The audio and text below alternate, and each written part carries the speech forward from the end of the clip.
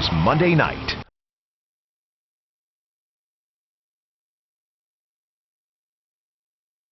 The Texas legislature is also expected to take up several bills dealing with illegal immigration. Just before the session began, one local state lawmaker came face to face with the problem while on a trip in South Texas. Fox 7's Rudy Koski spoke with him today and joins us now live from the state capitol. Rudy?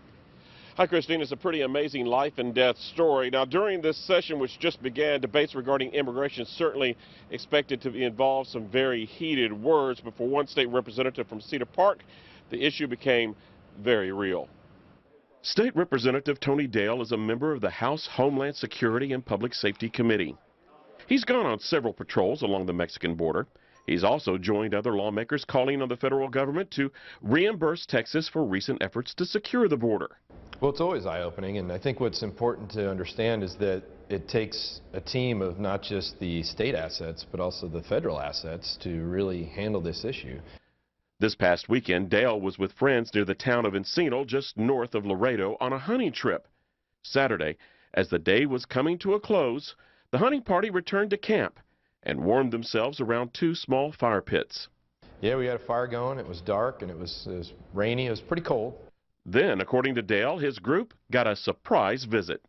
All of a sudden, out of the corner of our eyes, we look over and we had two fires going, and someone sort of walked out of the darkness and just laid down by the other fire.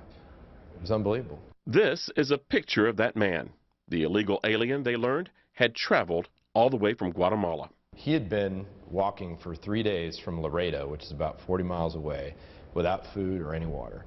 And he was hypothermic, and he was in really bad shape. The group called Border Patrol, and as they waited, the man told them about his journey. He had taken 30 days to get from Guatemala to Laredo. He rode on the Beast, the train that you hear about, and he paid a coyote $1,500 to get him across the border into Texas. And he was told he'd have food and water on the Texas side, and the coyotes did what they so frequently do. They just abandoned the guy. The hunters fed their visitor, and he shook the cook's hand as he was taken into custody. The number of encounters like the one experienced by Representative Dale have decreased, and that's credited mainly to the border security surge, which began back in June.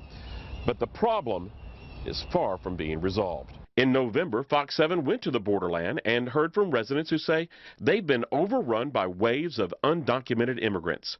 Some, like Mike Vickers, have formed volunteer border patrols. This is our home, and we're not going to let it run us off. Vickers and others worry what will happen if the border surge by state troopers ends.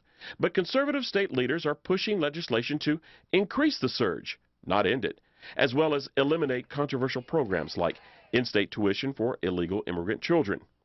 Representative Dale supports those efforts, saying his encounter in South Texas has not changed his mind. But I've always believed that our federal policies related to the border in particular are essentially immoral, because this man put his life in jeopardy assuming that he could get across safely. And it's our open border policies, the catch and release policies the federal government has, that helps entice these people across. The representative has introduced his own immigration bill during this to be considered during this session. His legislation builds off the governor's earlier executive order requiring state agencies and businesses that get state contracts to make sure that their employees are certified through E-Verify systems. Now back to you in the studio. All right, Rudy Koski, thank you.